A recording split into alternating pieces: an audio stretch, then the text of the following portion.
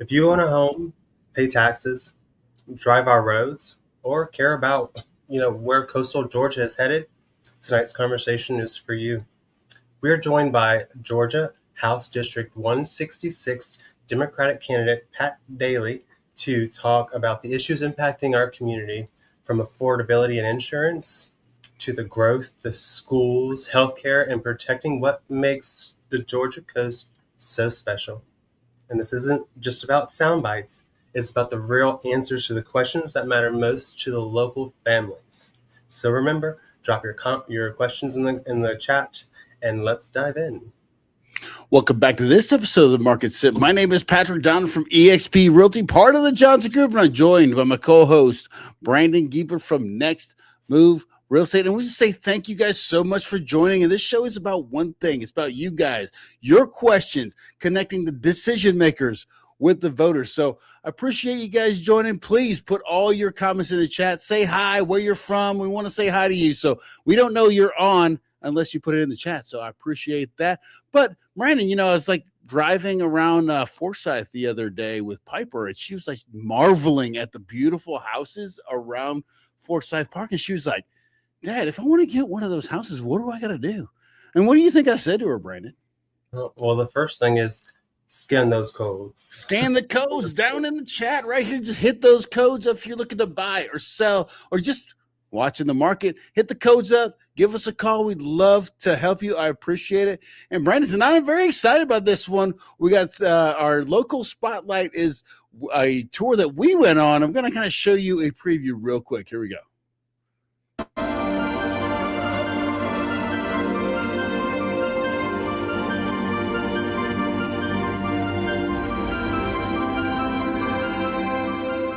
All right, so Mike, so we went over, this is which one is the Mercer Williams house. Mercer Williams house. And you're telling us a story about the owner of this home. But what I thought was fascinating, and this is the EMF meter, right? Correct. So when we're over here, it lights up like crazy. And you said when it gets to the red, what does that mean? It's thought that when it lights up red, that means something is either touching or extremely close to it, bringing that energy nearer to it. Right. But here's the crazy part. So over here, we got this, right? And this is EMF meter. And you might want to show there's no electrical right here either. There's no electrical. Nothing electrical over here. But watch this. When we go over here, like, it just goes away. Here's a just goes away. That was a little bit scary right there, Brandon. You were a little frightened, weren't you? Okay, so I got the heebie-jeebies. I'm not. my mom is in love with this. I'm curious, but I feel like I'm opening up a window and allowing something in that's gonna kill me or scare me or maybe love me or help me. I don't know. But cool thing is, the local spotlight here from Spirit Experience with an X. Mr. Mike is here to tell us all about what they do and what the experience is all about. All right, so let's welcome Mike and Ty. Here we go. Hey. Hey guys, thank you so much for having us. I appreciate you guys coming on. All right, so Brandon, are you ready for the clock? All right, hit the clock. Ready? All right, 5 minutes. Okay, Mike and Ty, why don't you tell us about what Spirit Experience is all about, and what do you guys do? Okay, yes, we are Spirit Experience. My name's Mike. This is my wife, Ty. We're a fairly new company. We started 2 years ago, so we celebrated 2 years in business this past May. But we're not new to doing these tours. We've been doing here in Savannah now for almost 6 years. And, we work for other companies, and they were great, but they just did some things we didn't care for. Like they'd have a tour at like 8 o'clock and then one at 10 o'clock. So we had to hurry everybody to do the 8 o'clock tour to make the 10 o'clock tour, and we didn't care for that. And something else they do is have up to 30 people on their tours. That's way too many people on a tour. We do limit our number of guests to 15 guests because we like to say, our guests come as guests, but they leave as our friends. And also, we like to conduct many paranormal investigations on our tours. So, we use like spirit rods, EMF meters, spirit boxes, cat balls, REM pods. If you've seen the ghost shows, we use all the cool stuff that you've seen on there. And so we like to take our time and work with our guests with this equipment. And hopefully they have a better outlook on the spirit world and wouldn't be so as frightened as Brandon is. Spirits, because it's a beautiful thing. It is an actual beautiful thing. Oh, I was a little frightened. I had to walk away a couple of times, but I came back. Yes. So I'm curious, what is the craziest thing that you guys have encountered during a tour? Well, there's numerous things, but I sent some photographs to you guys if you want to share that. The one over here with the lady with that shadow behind her, if you look closely, that is not a shadow, okay? Shadows don't have lights coming through them, right? This is on our Right Square tour, and this is at the Owen Thomas House in Slave Quarters. And the lady behind her, we do believe to be Miss Thomas. And this is one of the coolest pictures I've seen of the paranormal. And, to be honest, it was a guest who took this photograph. So we did have the photograph analyzed. And the word we received back that whatever that is was there when she took the picture. It has not been altered in any way. And I think it's one of the coolest photographs we have.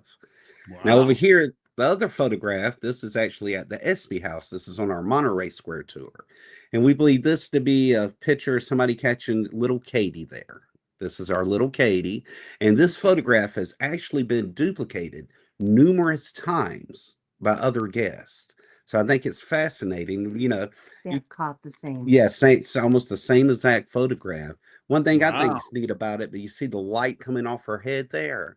I think that's pretty cool that there's a light coming off her head, because that kind of lets me know that this is something giving off its own light, which is something you want to look for in the paranormal. Okay. All right. So why don't you tell us what makes your tour? So there's a ton of tours out there, right? So what makes your guys' one different than the rest? Well, like I was saying before, we limit our group sizes, and we do like to work hand in hand with our guests. We like to get in there to work the equipment together, and we do something that a lot of tours don't do.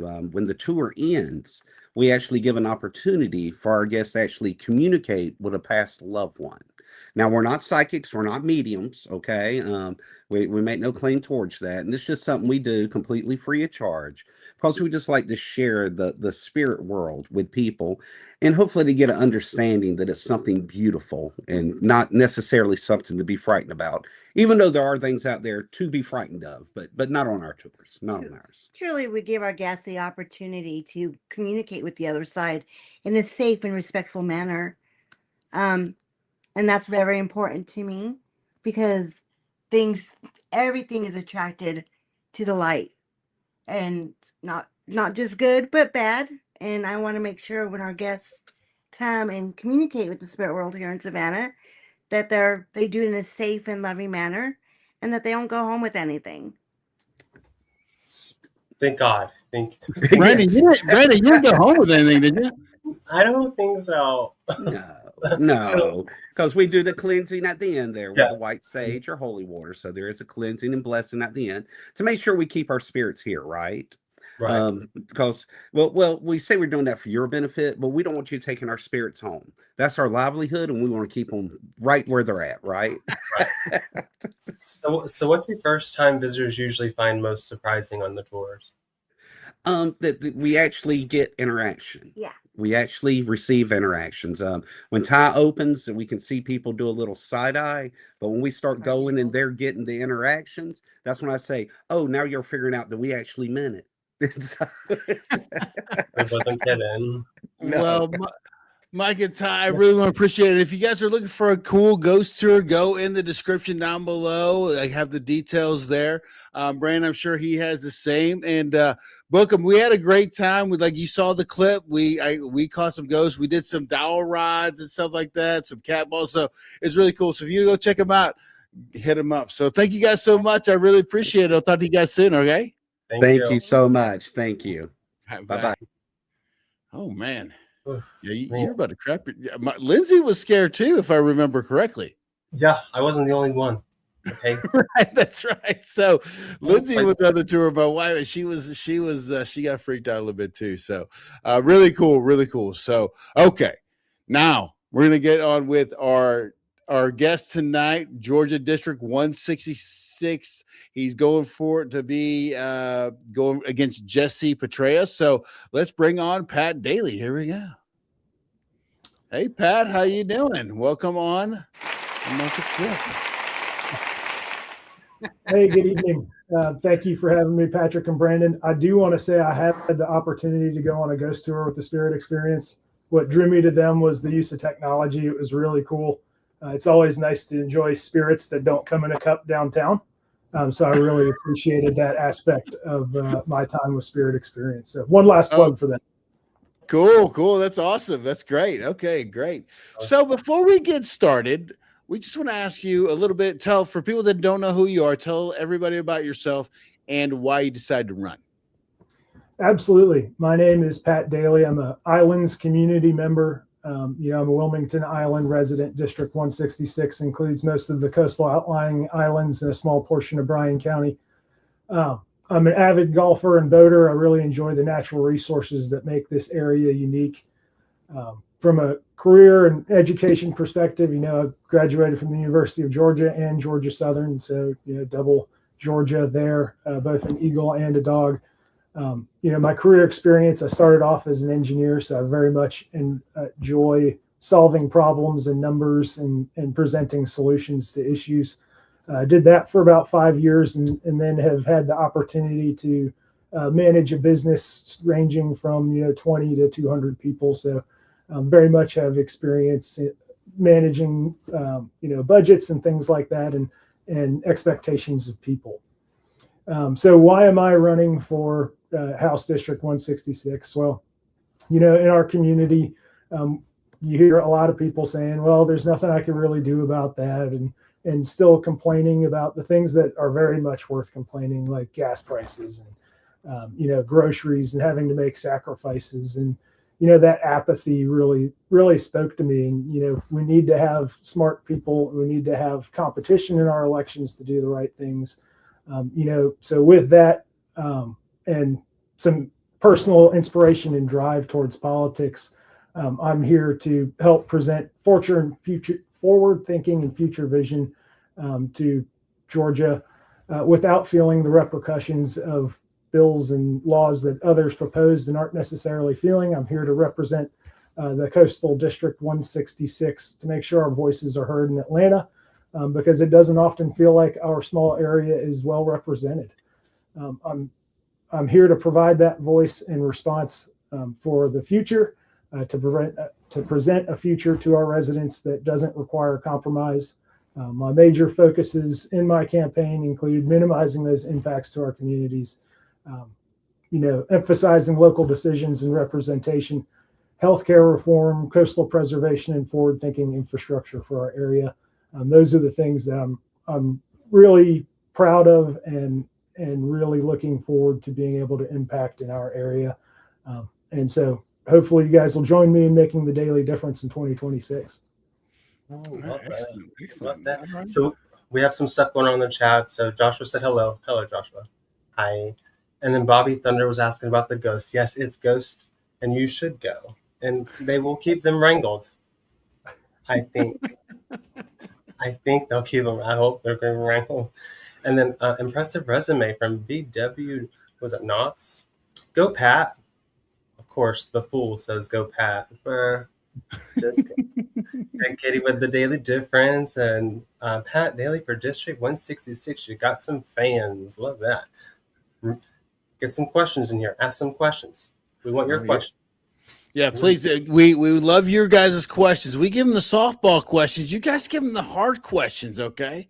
So this first video we're going to be showing is about the homestead exemption for Chatham and Bryan County. Here we go. Let's check it out. This is Jesse Petraeus, the competitor.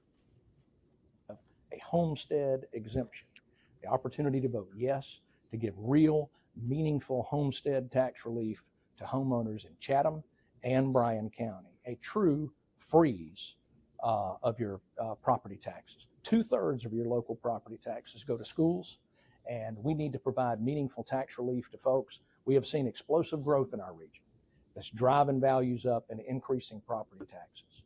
This is a solution to that. doesn't take a penny away from our current budget in our school systems, but allows us going forward to make sure that homeowners have the reasonable tax relief that they deserve. All right. So that was your competitor. So voters in Chatham County and Bryan counties approved a homestead exemption designed to limit increases in taxable value of owner-occupied homes for school tax purposes. Do you support those exemptions as they were passed? And how do you protect homeowners from being taxed out of their homes without shifting the burden onto new homeowners, renters, businesses, or local schools? I support cutting taxes for affordability. But we have to see this homestead exemption for what it is. And it's a great thing if you're a state representative trying to say you cut taxes in an election year. It is not so great in practice. Timing, for example, this completely missed the post-COVID surges and all of those taxes. I, for instance, bought my home right in the middle of COVID. And at this point, I now pay more in taxes and insurance than I do in principal and interest on my mortgage. And that just doesn't feel right to me. And it shouldn't feel right. No. So, feeling this personally, it means we need to have a better response. The response from Jesse was, it's not going to affect schools. Well, how do you do that? You raise the millage rates. Well, who raises the millage rates? The local communities. So Right. You made the state the good guy, you made the communities the bad guy, but really didn't change the tax rates because we still have to pay and fund all of those things. So we didn't really answer how we solve this funding issue, and it pushes our local communities to make those sacrifices. So we need to use that growth. We need to use state funding and programs to offset that cost to prevent the millage rate spikes. Otherwise, we're not really doing anything for the taxpayers. And we owe that to our taxpayers and our electors to go and give them answers for affordability. We just don't have that right now. It just sounds good on video. That's it. Yeah, absolutely. A good sales pitch. So we have some support from Oklahoma. Oh, I was gonna be funny, but it's not funny because I thought my dad was from Oklahoma and he wasn't, and that was embarrassing to find out. Oh, When I went to go get my passport. And so Bobby asked, if Democrats win the House, what would you want to do, and who would you work with? There are a lot of great coastal leaders, like Alan, the 167th, I believe, who has a lot of experience and tenure and has the spots on some of those committees and exciting things. And flipping the House allows us to do a lot more with those committees and be more involved, push some more and exciting legislation. So there is a great slew of people, but of course they also have to go and get elected as well. So it's hard to name names in a political year like this that is challenging. But there are a lot of people pushing for the right answers to these solutions and not just ones that make them look good in election years. And so I'm excited to be involved further. We're very close to flipping the House. So. okay. Yeah. So we have another one if you want. How do you feel about Republicans' effort to eliminate the state income tax? Well, I think that's very much the same spiel we see with the homestead exemption. We're passing that tax on to others, and we're not necessarily doing it in the way that actually solves the problem. We're just changing who's paying and how much they're paying and in what place they're paying. And we're not providing solutions. We're providing answers that sound good, but in actuality, when you dig a little deeper, they're not any good. So we owe it to Georgia to come up with solutions for affordability that aren't just passing the buck to the cities, the communities, not just impacting the programs that they do by cutting funding as they reach those budget deficits. And we're not providing those answers. And that's a failure. And that's why we need to change who we elect, who we put in these offices, who's talking at these forums, who's on TV. Right. Agree. All right. Very good answer. Emily's letting the kitty out the bag. So I have a question. I have a question for the chat because I want to know. I'm curious myself. So, have your property tax gone up in the last 5 years? And tell us what city you're in and how much that they have changed. Because I'm actually really curious because I have a friend in Savannah, and she was mind blown. Ah, So I'm Hey, in so- Chatham, and I do have the homestead exemption. So I have participated in that.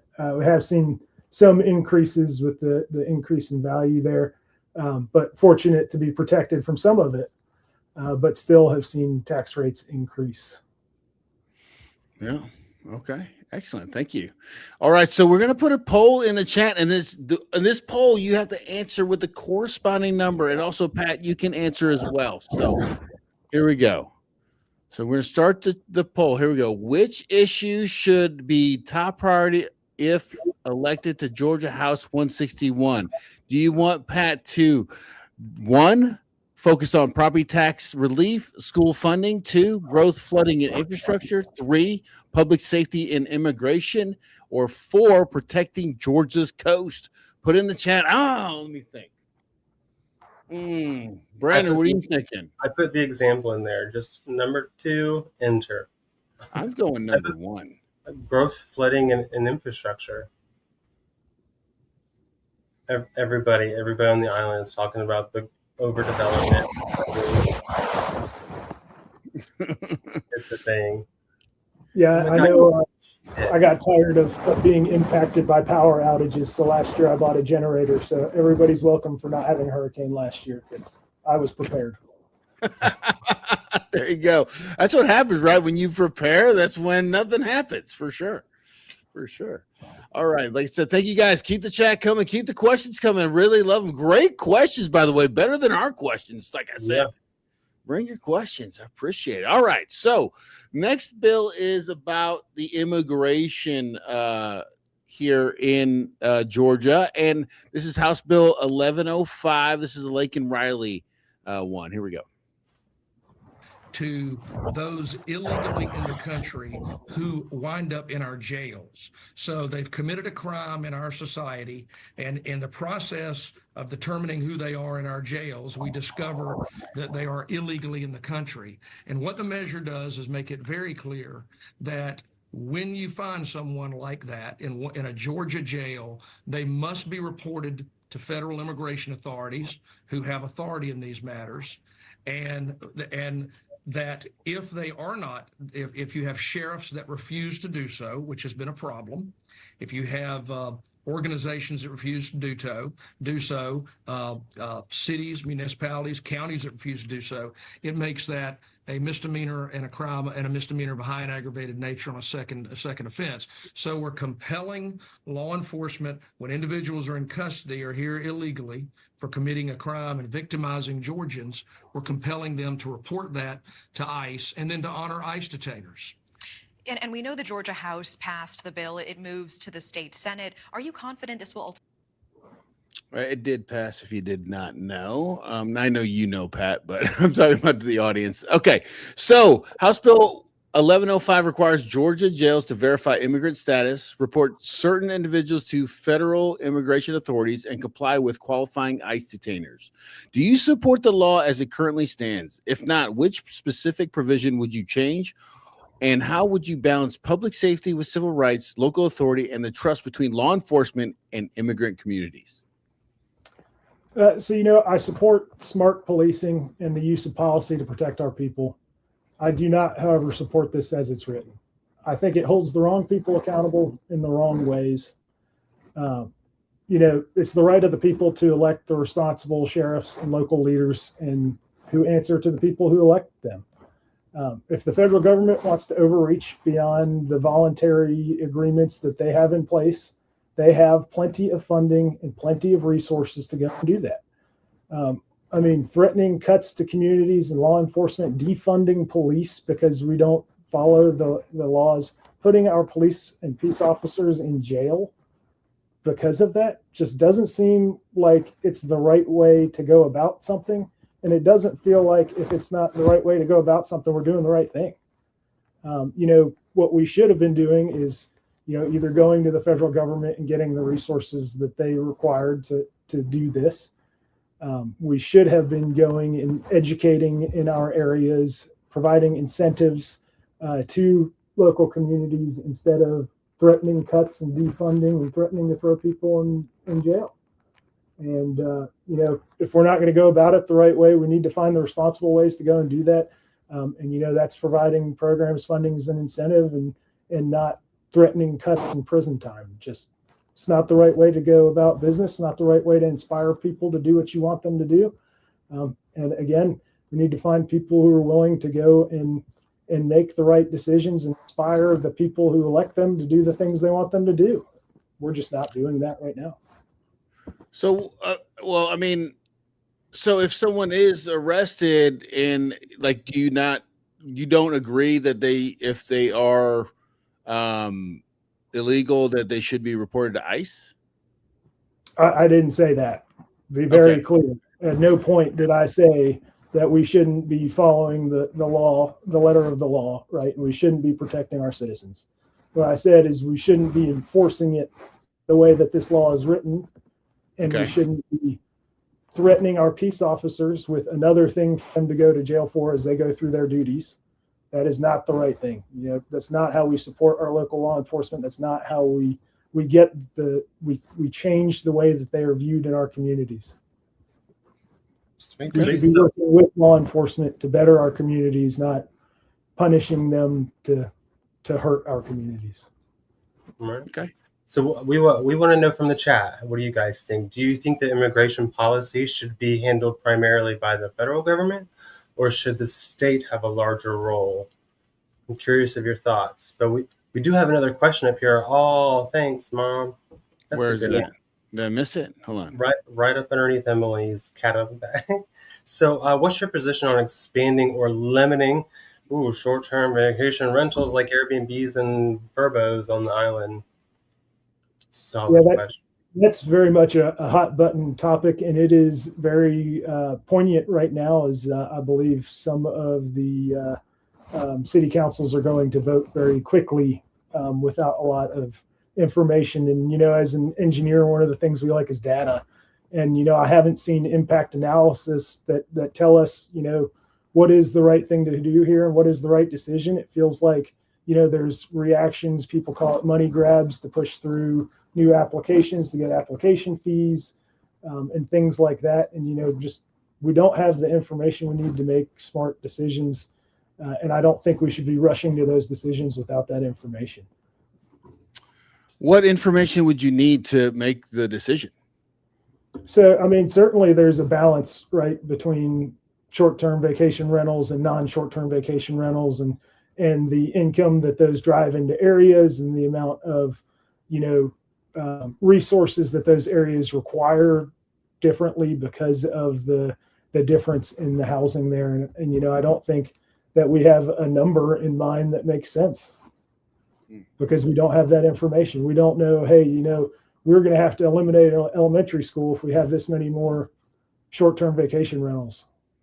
Oh, I didn't think of it that way. We don't know what kind of funding we need to go and get to support these vacation rentals, what kind of funding we need to eliminate because we don't have the local population around anymore.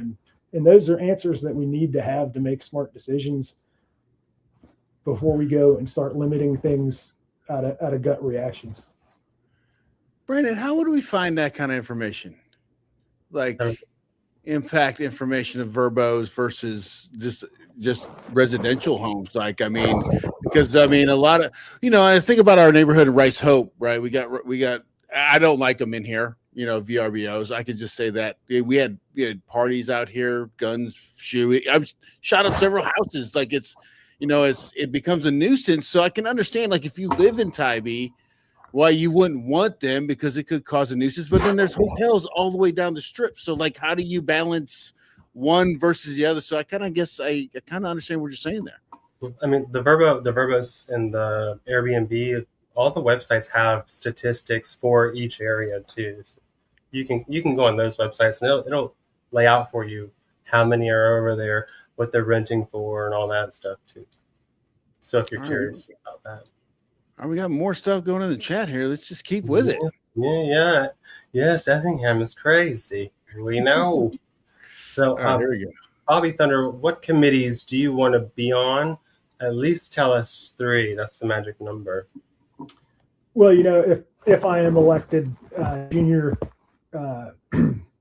House of Representative members don't necessarily get to choose or have first dibs on the committees they're on. But, I talk a lot about incentivizing through these policies instead of, threatening cuts or putting people in jail. So certainly appropriations is a committee that I'd be interested in being on and understanding how we're spending the money that we do in our budgets, making sure that money does find its way back to the coastal islands district in the Savannah area. I'm very passionate as an avid outdoorsman about our environment and our coast, especially living on the coast. And so, conservation and forward thinking and preservation certainly has the draw of the Natural Resources and Environment Committee. And finally, again, from my business experience, ways and means and how we generate that funding for the state, and understanding more from a dollars and cents perspective, how things like homestead exemptions and things like that will affect not only the greater state, but our local communities as well, is something that I'm very much interested in and feel like that I can have a strong impact participating with. All right, real quick. Hey, Pat, whatever's rubbing on in your mic, we can hear it. So I don't know if your hands are moving or where your mic is, but we can hear it. Yeah. Is it on your laptop? Is it on your lap? It is not. Okay. Well, something's rubbing. I just want to keep you aware of it. I hate to throw you off. Yeah, heard all of that. Yeah, it's loud over here. That's all right. That's all right. Okay. Okay. So, good question. Thank you, Bobby Thunder. I appreciate it. Yeah, Joseph wants to know, how are you going to protect our coasts? So there's a lot of development going on around our area, right? Lots of conversations about data centers and where the water is going to come from. Liberty County is talking about wastewater treatment tonight and where they're going to dump that treated waste, and being on the coast with the wetlands and promoting aquaculture and things like that's incredibly important that from a state perspective, we do our due diligence in preserving our natural fisheries, our natural resources through smart and forward thinking legislation, allowing developments to come up on the coast and some of those federal EPA protections that change things in the 80s are things we need to continue to perpetuate and continue to think forward on and ensure that we understand through those impact analysis what all of this new growth will do to our area, and make sure we're taking appropriate steps to curtail those negative effects before we're addressing them after the fact. Yeah, I was thinking of trying to address things after the fact. Like, why? Before is way better. Way better. Was it ask for forgiveness is better than permission or something? Yeah, well, that's normally how I don't do like growth that way. I'll do like stupid stuff like I'll just drive down this road and we'll figure it out, and then whatever. Not, hey, let's put a data center across the street so they can ruin everybody's life and we'll figure it out later. Right. After they're already ruined. Thank you. So Michael wants to know your thoughts on the best place to watch college football. Well, I'd much prefer my living room so I can be as loud and obnoxious as I need to be to make sure that Georgia hears me screaming. But supporting local business, you can often find me at some of the local islands restaurants here on Wilmington, enjoying some of their finer foods. All right. I would pick Huckapoos if I was at Tybee. That's just me. I like Huckapoos. It's super cool. All right. Go Dogs. Go Dogs. So how do you feel about golf carts on the islands? I'm pro golf cart, but we currently don't have that legislation on all of the islands, but that is a primarily county commission issue and not necessarily a statewide issue. The state has certain laws allowing smaller vehicles, but it's up to the county commission to curtail and pass ordinances that control those. I know there's a lot of talk about electric vehicles in general and e-bikes and children driving those rather erratically and making sure that they stay safe in our communities. And so that's something I certainly support as a community member, as a state representative. It's not something necessarily that I feel the state should weigh in on, and instead should let our local community leaders make those smart decisions. Okay, very good. I'm just gonna go ahead. This is a big one right here. I didn't go to Tybee because of this one. The boat goat. I have a different. Never mind that. So he wants to know about the fecal matter, the fecal bacteria off of the 3 Georgia beaches, and they're an avid outdoorsman and boater. So what steps can be taken to protect our waters? Because I'm not swimming in it. No, I agree. That's certainly troublesome, especially to an area that is very heavily tourism related. So areas like Tybee, having news like that is very negative towards their local economy. And things that really stand out as forward thinking is going and understanding what our sources of this bacteria are. So we need to do those studies with the EPA and which is a federal agency, and understand where our sources of these E. coli bacteria are coming from. And we need to make sure that either the enforcement end of that, which is the EPA and some of the state commissions that sponsor and provide licenses for these companies to dump waste, are responsible in what they're doing. And until we trace that back and do that study and empower our enforcement agencies to do that, we're going to kind of continue to be at issue here. I think I know Tybee residents like to point out some of the water issues that they see often through wastewater runoff entering the water column due to some poor infrastructure there. And so that's not necessarily something we need the enforcement end of those agencies to go after, but it's something from a statewide aspect that we need to sponsor infrastructure to go and repair, to support our tourist areas, to support our communities that have poor water quality. And that poor water quality is not just here on the coast.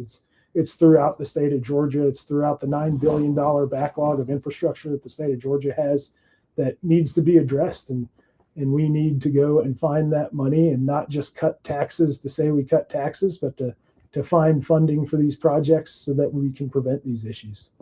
I know where you can find funding. There's 600 data centers that are here, so you could probably just collect taxes from them, and we can fix everything. Weird. Okay. So don't forget tax revenue generated by tourists incompetencies, or what does that say? Incompetencies. Those short-term rentals. So tax revenue that's generated by them. The tourists come and spend money. What they'll tax the homeowner, I guess. Thanks, Pat. Very, very sensible. I am liking what I am hearing. So, Radical Sam would like to know what inspired you to run for office. It's being out in my local community and understanding what impacts the current political climate was causing on the daily life of the individuals around me, seeing people make compromises at the grocery store, putting things back, or people you wouldn't expect to be watching that till tick as closely as they were, and being inspired by that apathy around everywhere that this is just what we have to deal with. It's absolutely not what we have to deal with. And there are people who are willing to stand up and fight for each other to make sure that we don't have to feel these impacts. We don't have to make compromises. All right, great. Thank you guys for the chat. I really appreciate it. Keep it coming. Keep it rolling. Keep it coming. Keep it rolling. All right, so this next one is basically about property owners' rights around the state and how the state should be stepping in. And I think this is kind of around your platform. So let's play this video real quick. Here we go. Hold on. Let me take this comment down. Boom. There we go. House Bill 295 would allow property owners to sue local governments if their property value goes down when local governments don't enforce Georgia's sanctuary city laws or public nuisance laws. Put simply, if a local government refuses to do its job, we're going to hit that local government in the pocketbook and put the money back in the hands of the property owners who have been harmed. This bill applies when a local government adopts a policy of declining to enforce laws against illegal public camping, loitering, obstructing public thoroughfares, panhandling, drug possession, shoplifting, or public intoxication, urination on private property. It also applies when local governments fail to uphold Georgia's prohibition on sanctuary policies or refuses to cooperate with federal immigration authorities as required under state law. Property owners could sue for the reduction in their property value or the mitigation cost. Nuisances listed in the bill include public camping, panhandling, loitering, and public intoxication and urination on private property. Democrats opposed the bill and said it overstepped on local control and did not provide any real solution for homelessness in cities. Accountability without resources is not accountability, it is punishment. Local governments already have the authority to enforce laws. What they often lack are shelter beds, treatment options, and funding. This bill does not provide any of those things. It simply adds the threat of litigation if a city or county chooses outreach, delay, or harm reduction over immediate enforcement. HB 295 passed. All right, so HB 295 did pass. Okay, so House Bill 295 allows qualifying property owners to seek compensation from local governments that demonstrate a pattern of not enforcing certain laws involving public camping, loitering, panhandling, public drug use, shoplifting, or immigration requirements. Supporters call this accountability, while opponents argue that it threatens cities with lawsuits without providing funding for shelters, mental health care, or addiction treatment. Would you have voted for this law? If not, what should Savannah and other local governments do when homelessness begins affecting public safety, private property, and local businesses? Coming after all the fun stuff. Yeah, I also read Bobby's comment there. That was a comical take on it. I support the government wanting to do the right thing for unhoused individuals. I support the government trying to find ways to pay back individuals who have been negatively impacted by things that are out of their control. I do not necessarily support the way that this bill goes about it, right? And so we talk about those negative things, and we want to hold the state accountable through all of these negative means. Instead, we should be building up programs that support the reduction. I know the city of Savannah spent $28 million, I think it was last year, on homelessness and relief there. And if we push the city of Savannah to spend even more because we start suing them for that, where is that money going to come from? Bryan County is very much going through that same question right now with the fire fee class action lawsuit, where they're not going to have the money to pay the class action lawsuit. Guess who's going to pay the class action lawsuit? The taxpayers, right? Yep. And so, if we're going to end up paying for it either way, why not pay to do it the right way and to provide incentives for our communities to do more, provide programs and funding for those people and those shelters in our communities to be able to do more. There's a right way to do business and a wrong way to do business, and just keeps feeling like we're showing the stick instead of the carrot, and that's not the way to inspire the change we need to see in our community. Very good. I like your answer. Very, very good. All right. Excellent. All right, Brandon, we got any more chats going on here? Let's see what's going on in the chats. Pam said it's just a scare tactic. Almost all immigrants are here to work and make a better life. Wait. Right. Where did I go? Here we go. Sorry. So basically, if you had fun, we can sue. That's basically what they're saying, Bobby. Don't let them steal your thunder. David Gilliat, he saw his opponent look to sleep.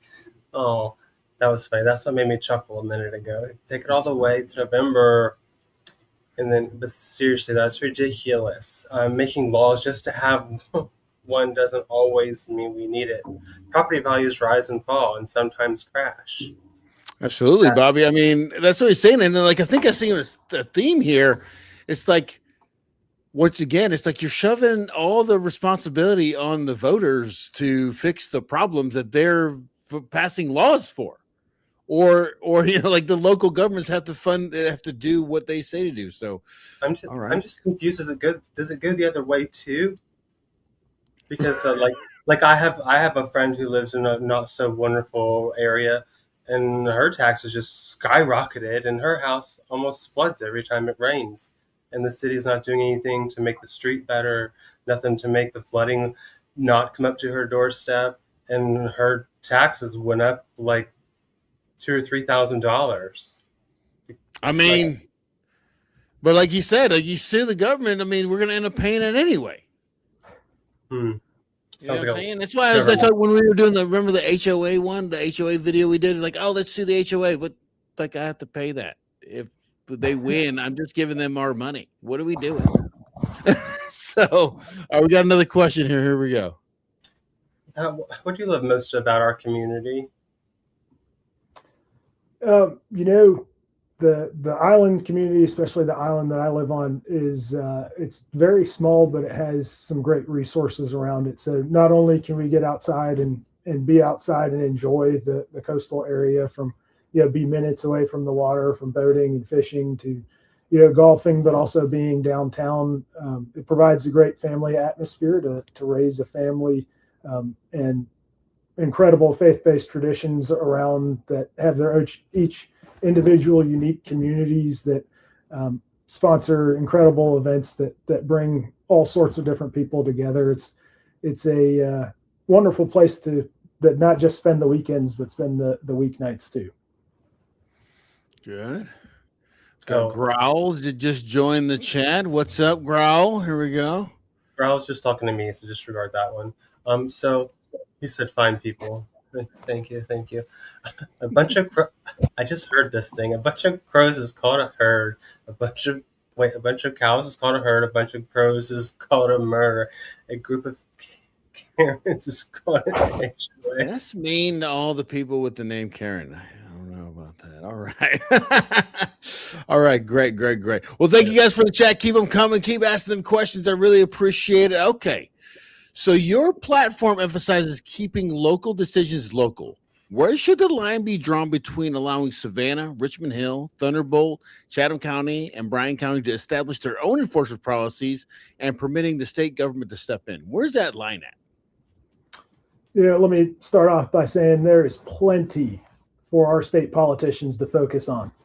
I mean, Georgia's the 38th in education. We have data centers that are going to pull water from multiple communities. We're already seeing that. We have water management issues affecting Tybee, issues that affect and cross our communities that we need the state's participation in. We have funding lapse from the government due to Doge and things like that we just have no answers for. But instead, our government has decided to step into the homes in our communities and to enforce policy through negative reinforcement and funding cuts and threatening police officers with jail time instead of providing answers to those larger questions. I think it's time that we allow our local community leaders, our parents, our family members to make the decisions on how to best lead their areas. And we focus on the issues that cross those boundaries that are broader than that. We start looking ahead of what's next for Georgia and not what's behind us and how to solve problems we didn't have the forethought to forecast. We need to, instead of threatening those negative impacts, we need to gain support from the electors by incentivizing that participation. And we do that by empowering our local leaders to make the decisions that they're legally allowed to make and not by overreaching into those local communities. I agree with you totally. I mean, the local government should. We elected them. We do the election. That's why we do this show, guys. So your local elections matter a lot more than I knew before we started doing this, right? So yeah, growl, start local. I agree. So I want to ask, can you give us an example of a recent issue where you believe that the state should have stepped out of, and then another where they absolutely needed to step in? Just one, it's fine. Well, data centers, for one, where we need to step in, right? We need to have forward-thinking legislation where and not just data centers, but this industrial growth. Look at Hyundai and what's going on with wells in Pembroke, and people are having to deepen wells. And, Yes. and we didn't know that was going to happen. I mean, it's one of those things where Georgia is the greatest state in the country for business 12 years in a row, right? And that's absolutely fantastic. It is not the greatest state for people who work for businesses, and we need to go and affect that change, and we need to be smart as a state and make sure that we understand the impacts of these decisions we're making inside of communities and how they affect the greater good. So, while data centers aren't a hot topic for my district necessarily, it is a topic that can absolutely affect the district that I'm in, the counties that I'm in. Feel that, an issue where, we overreached. I mean, going back to that House Bill 1105, we elect sheriffs and support police chiefs to rule our communities and follow the letter of the law. The state upholds minimum public safety requirements, and we felt the need to go above and beyond that and to push politics into policing and to negatively affect the daily life of our police officers and disenfranchise some of our communities from a state level, when we had the opportunity to enforce that differently, in a much more positive manner on a local level. Yeah. Okay, nice. So I want to ask the chat. I'm going to get all your questions real quick, but I want to ask you guys, who should make more decisions for your community? Would you say it's the local government or the Georgia legislators? I mean, I think I know the answer to that one. I think I know the answer to that one. You know the answer to that one. I'm going to put it right here. Local. You never know. I just did it. So how do you feel about Republicans redistricting the target are Black lawmakers in Georgia? Well, I'm incredibly proud of what happened at the emergency session, and the decision that the lawmakers made then. I can only hope that they continue to uphold that same level of integrity that they showed then. Obviously, gerrymandering is not something that we should be a part of, and we should be looking to represent the people of our districts and our areas, no matter who they are. And we shouldn't be disenfranchising entire populations to support, our party winning. Facts are facts. What's your position of the Chamber of Commerce? What's the position of Chamber of Commerce? Is that the one in Tybee? They have their own chamber there? Yeah. Is there a more specific? Just girl, give me a little bit more specific, please. All right. There we go. Good question. Good question. Good question. So what's the line? We got the line. So how do you handle gun violence? Georgia places top 10 of most school shootings. So, us Georgians, we love our guns. And there is a way for us Georgians to keep our guns, and there is certainly a way to keep them out of schools. It starts with responsibility in the home and education, and then ensuring that we have the right level of community police involvement and drive that relationship. It is absolutely terrible that we rank in the top 10 for that. It is not something that we can't just not address and continue to pass by, and we need to go and make those decisions and find that balance and that responsibility for our children and our future. Okay. I'm curious. All right, so we got a bunch of people saying local is the way to go. Yeah. All right, and then Chris said this. How long does it take to correct the traffic on Highway 30 and Highway 21? 1 million years. Well, I don't know if David's still in the chat, but I know that's a little bit more up his way. Yeah, that's going to be David Dilly's area of expertise right there. Hey, David, chime in, David. You're in the chat. Yeah, David, you're on. So let's see what's up, buddy. All right, so here we go. This is what he meant. In right, general, do you think Chamber of Commerce should decide what businesses do? I mean, from a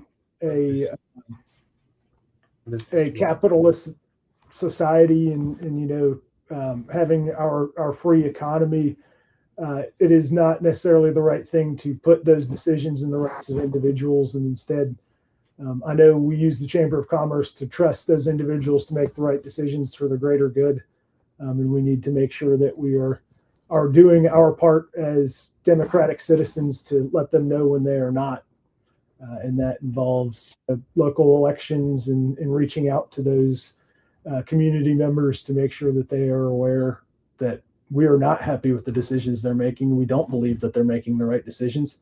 And we have the ability to affect that change. Just go look at what happened in Bryan County with the refined nickel plant and the ability to turn that around. That's a triumph of the democratic way and people taking a real part in the process and making sure that their voices were heard.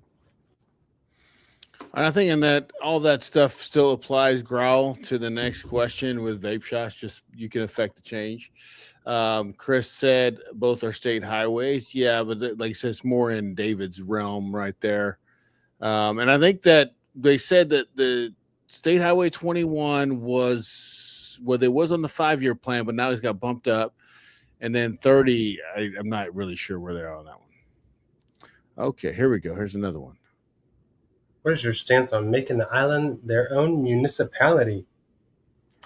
Well, I have my own individual thoughts, and there are benefits and cons to that municipality. But I think the people have overwhelmingly spoken several times that has been on the ballot, and they are not for separating themselves from Chatham County.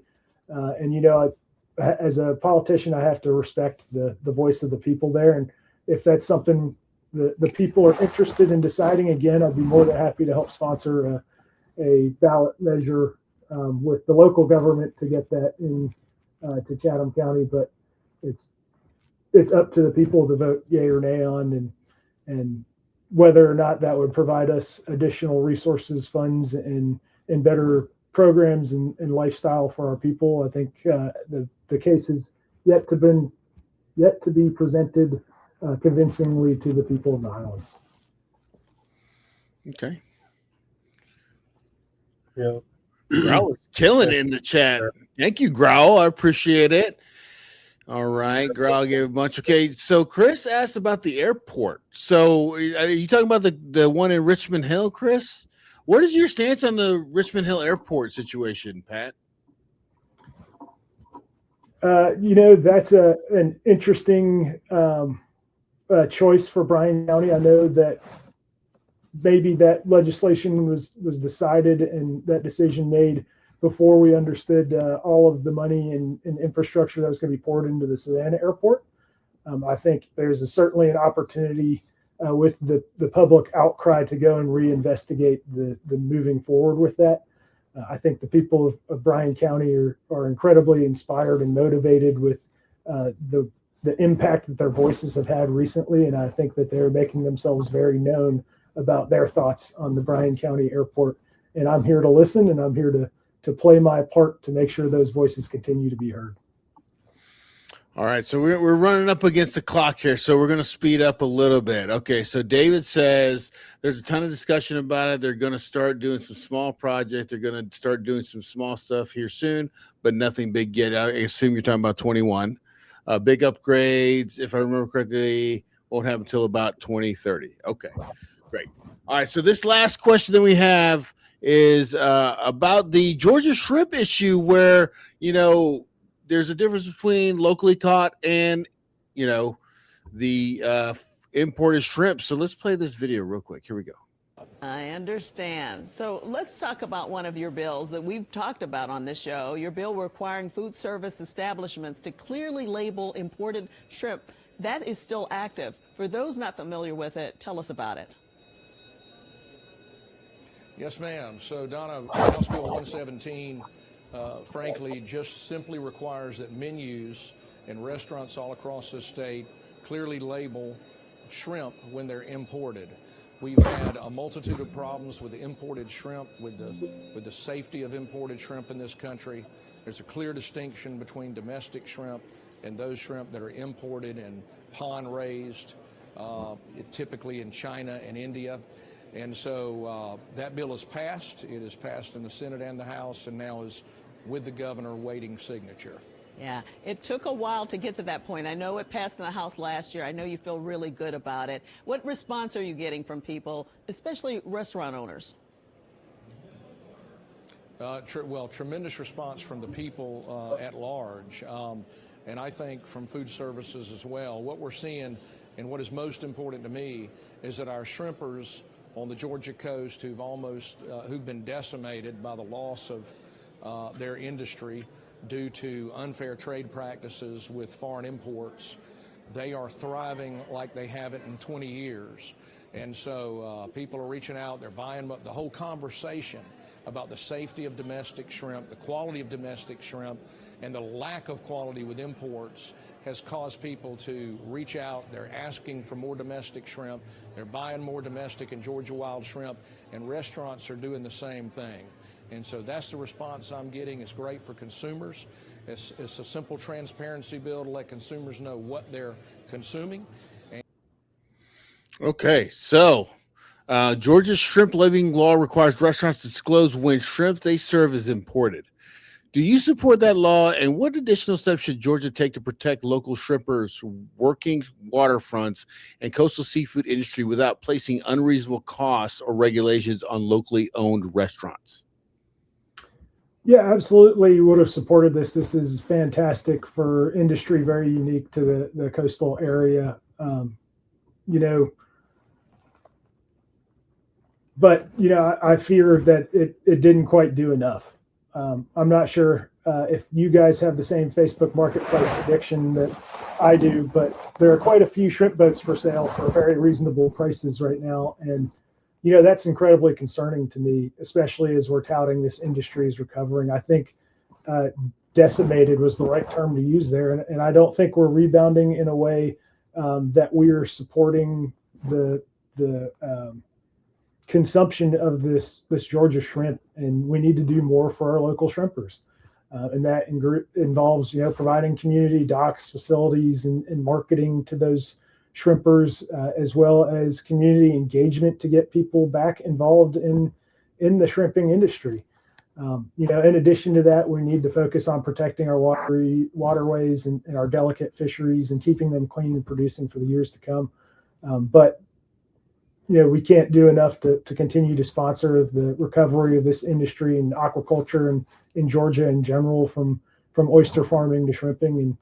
And I think there's so much more that can be done here, and excited to use this as a launching point to continue to push pro Georgia aquaculture bills and initiatives. All right, excellent. Well, hey guys, I appreciate everybody for getting in the chat. Really appreciate it. We're coming up on time, and we're coming up on Brandon's new favorite part of the show, I think.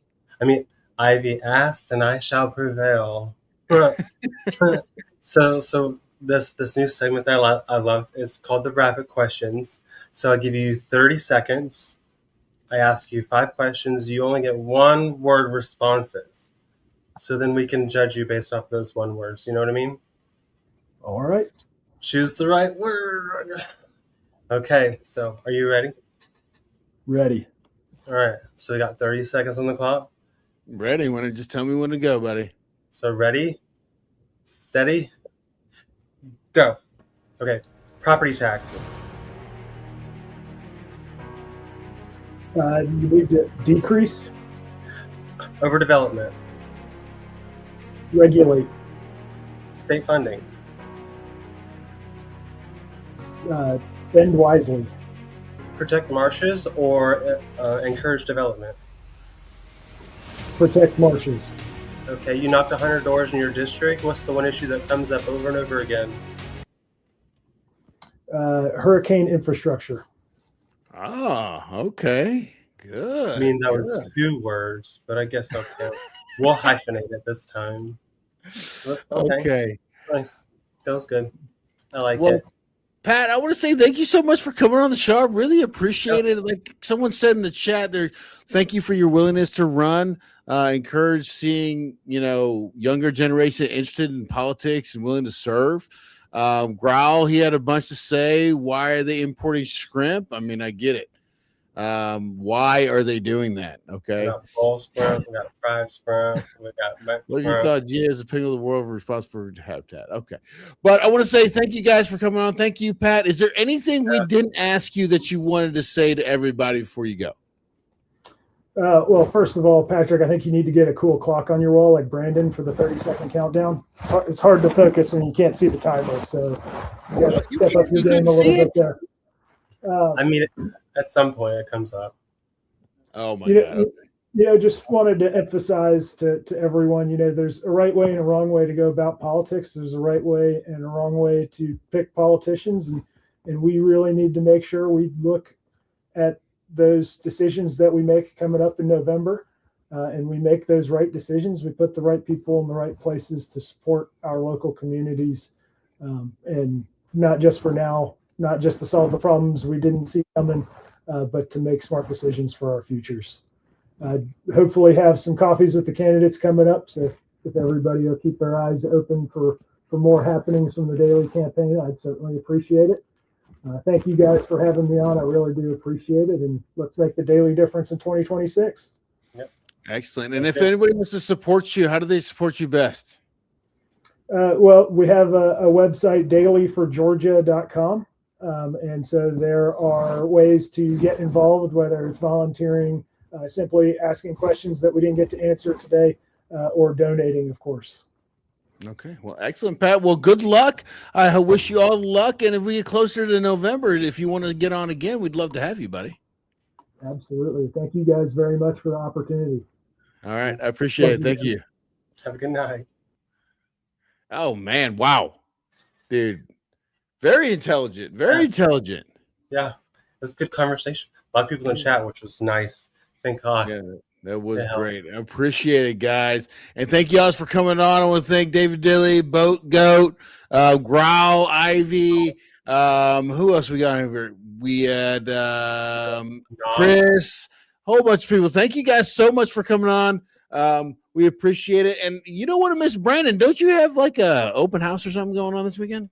I do. I have an open house this Sunday. So if you're looking in Georgetown under 325.